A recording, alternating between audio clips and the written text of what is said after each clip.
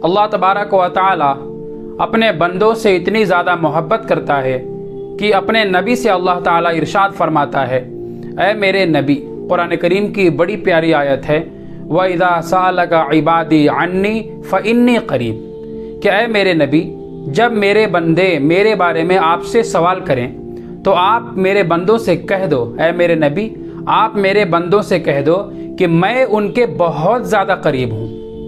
अल्लाह तबारक व तआला ने अपने नबी सल्लल्लाहु अलैहि वसल्लम के ज़रिए से बंदों के सामने अपनी मोहब्बत का इजहार किया है कि ऐ मेरे बंदों, जब भी परेशानी हो, तकलीफ़ हो, डिप्रेशन हो, जब भी कोई बुरे हालात तुम्हारी ज़िंदगी में आए तो लोगों के सामने सर न झुकाओ, लोगों के सामने हाथ मत फैलाओ, बल्कि मेरे सामने दुआ करो, मेरे सामने अपनी ज़रूरत को पेश करो, मैं तुम्हारे बहुत ज़्यादा करीब हूँ। यानी अल्लाह तबारक व तआला हर मांगने वाले को अगर मांगने वाले से खुश हो जाए, अगर अल्लाह ताला से कोई सच्चे दिल से मांगे तो अल्लाह तबारक व तआला मांगने से भी ज़्यादा देता है। मिसाल के तौर पर देखो, फ़िरऔन की बीवी हज़रत आसिया रज़ियल्लाहु अन्हा जब हज़रत मूसा अलैहिस्सलाम पर ईमान लाई, हज़रत मूसा अलैहिस्सलाम की दावत पर वो मुसलमान हो गई, तो फ़िरऔन ने हज़रत आसिया पर बहुत जुल्म किए, बहुत सताया, बहुत परेशान किया, यहाँ तक के ज़िंदगी में ही, यानी आप ज़िंदा थी, आपके ज़िंदा होने की हालत में ही आपके जिस्म से आपकी खाल, आपकी चमड़ी को उखाड़ लिया गया, फिर भी आप मुसलमान से पीछे नहीं हटी। फ़िरऔन ने आखिर में एक ताना मारा। फ़िरऔन ने हज़रत आसिया से कहा कि देख, तू बादशाह की बीवी थी, तू मलिका थी, तू अगर चाहती तो बादशाह की ज़िंदगी जीती, ऐश करती, मलिका की तरह खादिमों से खिदमत लेती और पूरी ज़िंदगी सुकून से रहती, लेकिन तूने हज़रत मूसा की दावत पर ईमान ले आई और अल्लाह तबारक व तआला को अपना रब मान लिया और बादशाहत की ज़िंदगी से महरूम हो गई। यानी मलिका की ज़िंदगी छोड़कर तूने नौकरानी वाली ज़िंदगी पसंद की। एक दिन तेरा शौहर बादशाह था, आज तेरा कोई भी नहीं है। तो अल्लाह तबारक व तआला ने भी फैसला सुना दिया कि मेरी बंदी को, मेरी प्यारी बंदी को तू ताना मारता है फ़िरऔन कि उसका कोई नहीं, तू उसके शौहर बनने के लायक नहीं। आज के बाद से आसिया के शौहर मेरे लाडले महबूब सल्लल्लाहु अलैहि वसल्लम होंगे। रिवायत में मिलता है ना कि अल्लाह तबारक व तआला ने हज़रत आसिया रज़ियल्लाहु अन्हा को और हज़रत मरियम अलैहिस्सलाम को, इन दोनों को हुजूर सल्लल्लाहु अलैहि वसल्लम की अहलिया का दर्जा दिया है, अहलिया बनाया है।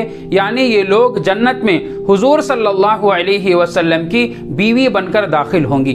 तो देखो, अल्लाह तबारक व तआला ने अपनी बंदी की कुर्बानी को ज़ाय नहीं किया। बंदी ने सिर्फ अल्लाह के सामने जन्नत में घर मांगा था, अल्लाह ने घर भी दे दिया, और घर किसका दिया? हुजूर पाक सल्लल्लाहु अलैहि वसल्लम का घर दे दिया। अल्लाहु अकबर।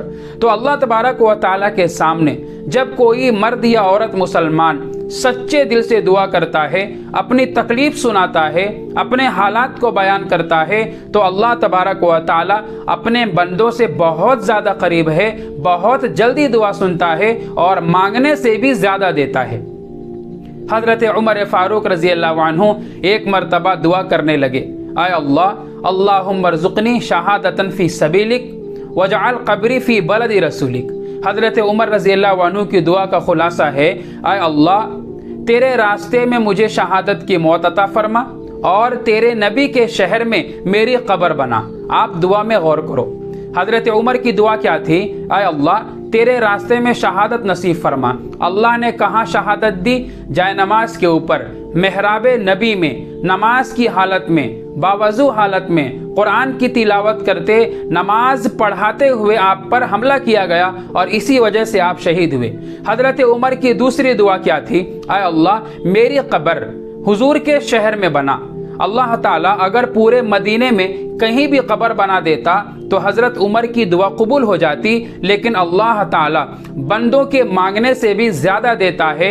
आप देखो कि हज़रत उमर रज़ियल्लाहु अन्हु को सिर्फ हुजूर का शहर नसीब नहीं हुआ, बल्कि हुजूर का हुजरा भी नसीब हो गया। अल्लाह तबारक व तआला ने हज़रत उमर की कब्र कहाँ बनाई? हुज़ूर पाक सल्लल्लाहु अलैहि वसल्लम के बगल में।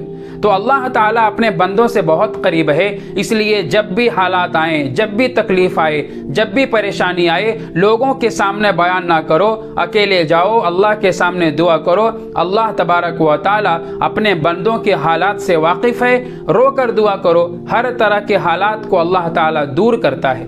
वीडियो अगर अच्छी लगी है तो वीडियो को शेयर ज़रूर करो।